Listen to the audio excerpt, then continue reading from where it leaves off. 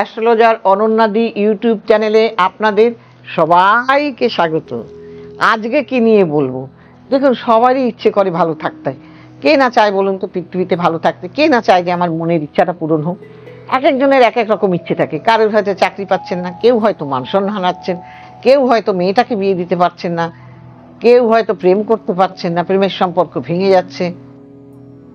কোনো না কোনো ইচ্ছে তো আমাদের থেকেই থাকে। কেউ হয়তো বাড়ি করতে পারছেন না, তাহলে তারা কি করবেন?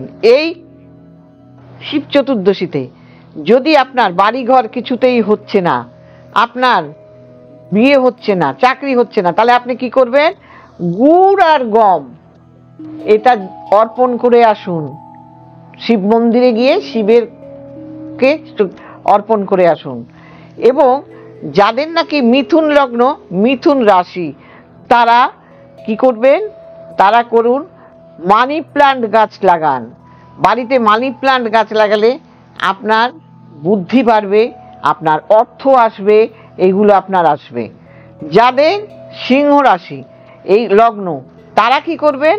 তারা হয়তো দেখবেন মান সম্মান কিছুতেই পাচ্ছেন না, চাকরি বাকরি পাচ্ছেন না। তারা কি করবেন? তারা করবেন বানর হনুমান ওদের গুড় খাইয়ে আসুন, কলা খাইয়ে আসুন, বা মহাদেবের মন্দিরে গিয়েও গুড় অর্পণ করে আসতে পারেন। আবার যারা তুলা রাশি, তারা কি করবেন? তারা চাইছেন ভালো চাকরি বাকরি করতে, ভালো ব্যবসা করতে, হচ্ছে না। তারা কি করবেন? দুধ এবং দই অর্পণ করুন, বা না পারলে আপনি দান করুন। আবার যাদের ধনু লগ্ন, ধনু রাশি, তারা কি করবেন? তারা শিব মন্দিরে আপনারা কি করবেন? শিব মন্দিরে গিয়ে লাড্ডু নিবেদন করে আসুন। শিব ঠাকুরকে ভালো আকন্দ ফুল দিয়ে আসুন, ভালো ধুত্রা ফুল দিয়ে আসুন। এবং যাদের কুম্ভ লগ্ন, কুম্ভ রাশি, তারা কখনোই মদ সেবন করবেন না, কাউকে মদ দেবেনও না। পারলে নিরামিষ আহার করবেন। এবং আপনারা কি করবেন? কুকুরকে বিস্কুট খাইয়ে আসুন। এবং শিব ঠাকুরকে কি করবে? আকন্দ ফুল দিয়ে আসুন, বা অপরাজিতা ফুল দিয়ে আসুন। যাকে বলে নীলকণ্ঠ ফুল, ওইটা দিয়ে আসবেন।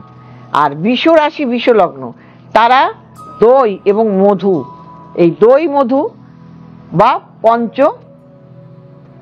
দ্রব্য দিয়ে আপনি অর্পণ করে আসুন শিব মন্দিরে, তাতেও আপনার লাভ হবে। বা বৃদ্ধাশ্রমে আপনি সবাইকে দই খাওয়ালেন, এটাও করতে পারেন।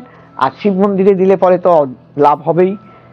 এবং যারা নাকি কন্যা লগ্ন, কন্যা রাশি, তারা কি করবে?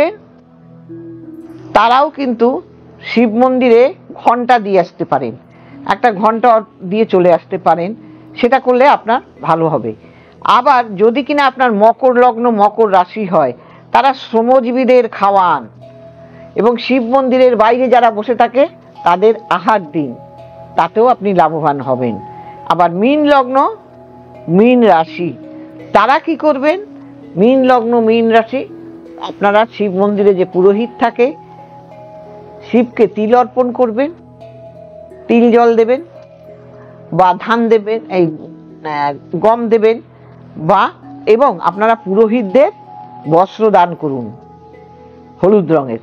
দেখবেন এইভাবে কিন্তু আপনারা ভালো থাকতে পারবেন শিব চতুর্দশীর দিনে। এবং কারোর সঙ্গে দুর্ব্যবহার করবেন না। শিব ঠাকুরকে আপনারা ধুত্রা ফুল দিন, আকন্দ ফুল দিন। এই ফুল দিয়ে আপনারা, এবং নিখুঁত বেলপাতা দেবেন, যে বেলপাতার মধ্যে কোনো দাগ নেই।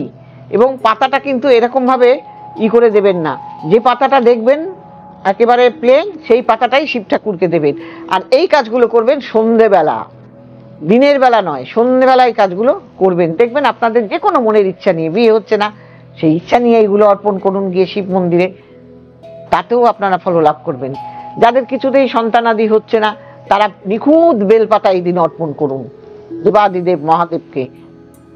তাহলে চন্দন দিয়ে দেবাদিদেব মহাদেবকে নিখুঁত ওং নমঃ শিবায়, ওং নমঃ শিবায় এই কথাটা বলবেন।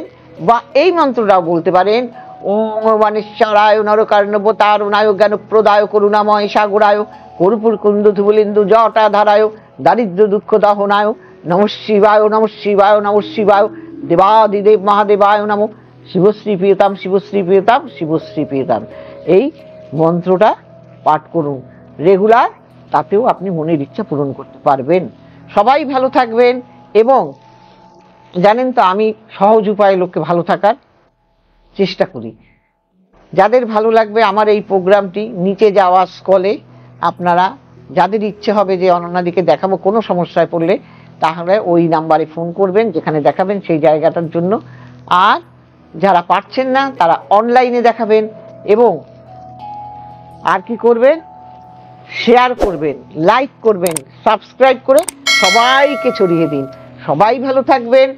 নমস্কার।